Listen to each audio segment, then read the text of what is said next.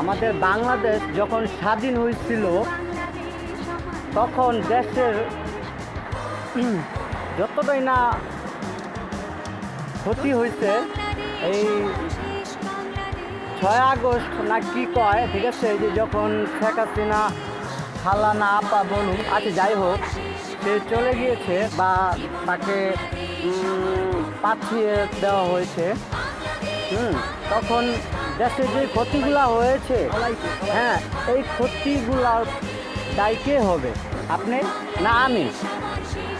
আপনি আর আমি থাকি বা না থাকি, দেশ কিন্তু অবশ্যই থাকবে। দেশের ক্ষতি করাটা কি ঠিক হয়েছে? অবশ্যই না। কোটি কোটি টাকার ক্ষতি হয়েছে। এই গত কয়েকদিনে 50 কোটি মানুষ যদি মারা যায়, কোনো যায় আসে না, দেশ কিন্তু থেমে থাকবে না। আপনি আর আমি না থাকতে পারি, দেশ কিন্তু অবশ্যই থাকবে। সো দেশের ক্ষতি কখনোই কেউ করবেন না। হাজার হাজার কোটি টাকার মাল নষ্ট হয়েছে, লুটপাট হয়েছে, দেশ গ্রামে যত সব অনেক নাশকতা হয়েছে, ঠিক আছে।